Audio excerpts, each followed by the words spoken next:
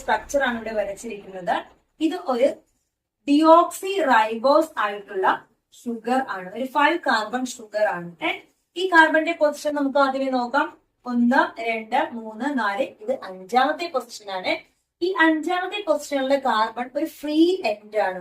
അത് തൊട്ട് മുകളിലുള്ള ആരുമായിട്ട് ഇവിടെ കണക്ട് ചെയ്യപ്പെടുന്നില്ല.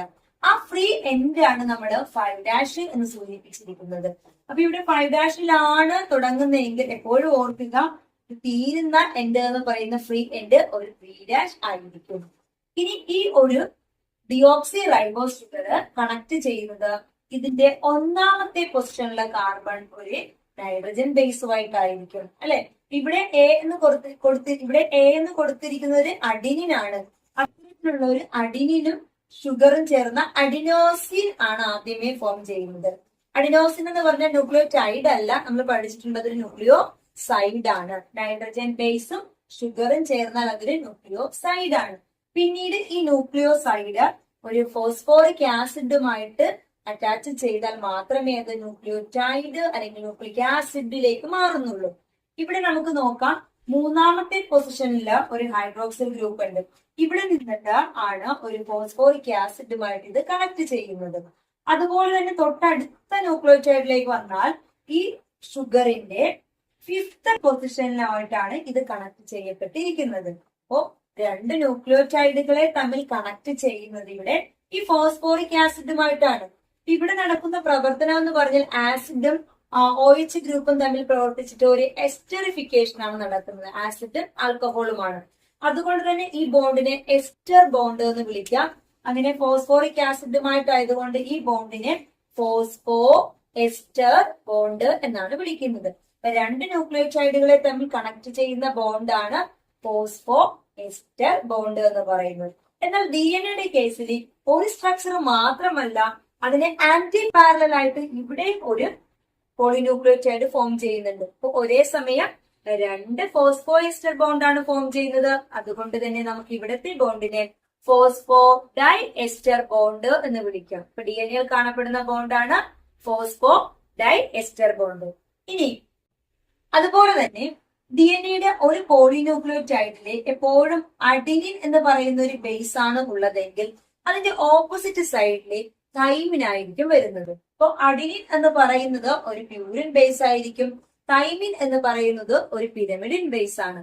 അപ്പൊ ഒരു സ്ട്രാൻഡിൽ പ്യൂരിൻ ആണെങ്കിൽ ഓപ്പോസിറ്റ് സ്ട്രാൻഡിലെ പിരമിഡിൻ ആയിരിക്കും. അപ്പൊ ഇവിടെ നമുക്ക് adenine always base pairs with thymine എന്ന് പറയാം. അതിന് സഹായിക്കുന്ന ഹൈഡ്രജൻ ബോണ്ട് ഡബിൾ ബോണ്ട് ആണ്. Okay, always pairs with cytosine. ഇപ്പൊ DNA കാണപ്പെടുന്ന 4 ബേസുകള് അഡിനിൻ, തൈമിൻ, ഗ്വാനിൻ, സൈറ്റോസിൻ ആണ്. അഡിനിൻ തൈമിനുമായിട്ട് 2 ഹൈഡ്രജൻ ബോണ്ടിലാണ് ബോണ്ട് ഫോം ചെയ്തതെങ്കിൽ guanine pair with cytosine with the help of hydrogen triple bond, 3 hydrogen ബോണ്ടുകളുടെ സഹായത്തോടു കൂടിയാണ്. നമ്മൾ ഈ വരച്ചിരിക്കുന്ന ഈ ഹെലിക്കലായിട്ടുള്ള സ്ട്രക്ചറെ നമുക്ക് അൺബൈൻഡ് ചെയ്തത് നേരെ ആയിട്ട് നോക്കാം. അങ്ങനെ നോക്കുകയാണെങ്കിൽ ഇവിടെ ഒരു 5' ആയിരിക്കും, ഇതിന്റെ എൻഡ് 3' ആയിരിക്കും. ഓക്കെ, 3' 5'. അതുപോലെ തന്നെ അഡിനിൻ എന്ന് പറയുന്ന ഒരു ബേസ് തൈമിനുമായിട്ടാണ് ജോയിൻ ചെയ്യുന്നത്. ഈ DNA ഒരു ഹെലിക്കൽ സ്ട്രക്ചർ ആണെന്ന് പറഞ്ഞു. അപ്പൊ ഇത്തരത്തിലുള്ള ഈ ഒരു 1 ടേൺ എന്ന് നമ്മൾ പറയുന്നതിനെ പൂർത്തിയാക്കാൻ 10 ബേസ് പെയറുകളാണ് ഉപയോഗിക്കുന്നത്. അപ്പൊ ഒരു ടേൺ എന്ന് പറഞ്ഞത്, ഒരു ചുറ്റു എന്ന് പറഞ്ഞാൽ അവിടെ 10 ബേസ് പെയറുകളാണ്. 1 ടേൺ എന്ന് പറഞ്ഞാൽ 10 ബേസ് ആണ് നമ്മൾ പറഞ്ഞു. അതുപോലെ ആ 10 ബേസുകൾക്കിടയിലുള്ള ഈ 10 ബേസുകളുടെ ലെങ്ത് എന്ന് പറഞ്ഞാൽ 3.4 നാനോമീറ്റർ ആണ്. DNA പ്രധാനപ്പെട്ട പ്രത്യേകതകൾ എന്തൊക്കെയാണെന്ന് നമുക്കൊന്ന് നോക്കാം. DNA എന്ന് പറയുന്നത് ഒരു ഡബിൾ ഹെലിക്കൽ സ്ട്രക്ചർ ആണ്, proposed by James Watson and Francis Crick. ഇനി DNA എന്ന് പറയുന്നതിനെ കണക്ട് ചെയ്യുന്ന ബോണ്ട് നമ്മൾ പറഞ്ഞു ഫോസ്ഫോ എസ്റ്റർ ബോണ്ട് അല്ലെ. ആ ബോണ്ട് ഫോം ചെയ്യുന്നത് ഷുഗറും ഫോസ്ഫേറ്റിനും ഇടയിലാണ്. ഷുഗർ ഫോസ്ഫേറ്റ് എന്ന് പറയുന്ന ന്യൂക്ലിയോടൈഡുകളെ തമ്മിൽ കണക്ട് ചെയ്യുന്ന it is known as the backbone of the DNA. DNA എന്ന് പറഞ്ഞാൽ ഡബിൾ സ്ട്രാൻഡ് ആണെന്ന് പറഞ്ഞു. ഇനി അതിന്റെ പൊളാരിറ്റി എന്ന് പറയുന്നത് ഒരെണ്ണം 5' തുടങ്ങുന്നതാണെങ്കിൽ അത് തീരുന്നത് 3'. ഇനി ആന്റി പാരലൽ ആയിട്ട് വരുന്നത് എപ്പോഴും എങ്ങനെയായിരിക്കും? 3' തുടങ്ങി 5' ആയിരിക്കും. അടുത്തത് ബേസ് പെയർ ചെയ്യുന്നത് Adenine always pairs with the thymine with the help of 2 hydrogen bond. Guanine pairs with the cytosine with the help of triple bond. ഇനി പിച്ച് ഓഫ് എ DNA. നമ്മൾ പഠിച്ച ആ DNA ഒരു DNA ഒരു helical structure ആണെന്ന് പറഞ്ഞു. അതിൽ 1 turn ഒരു ചുറ്റ് എന്ന് പറയുന്നത് പൂർത്തിയാക്കാൻ 10 ബേസ് പെയറുകളാണ് ഉപയോഗിക്കുന്നത്. ഇനി ആ ഒരു ടേൺ അല്ലെങ്കിൽ 10 ബേസ് പെയറുകളുടെ ഒരു പിച്ച് ലെങ്ത് എന്ന് പറയുന്നത് 3.4 നാനോമീറ്റർ ആണ്. അപ്പൊ നമുക്ക് മീറ്ററിലേക്ക് മാറ്റുമ്പോൾ 10⁻⁻9 ചെയ്താൽ മതി.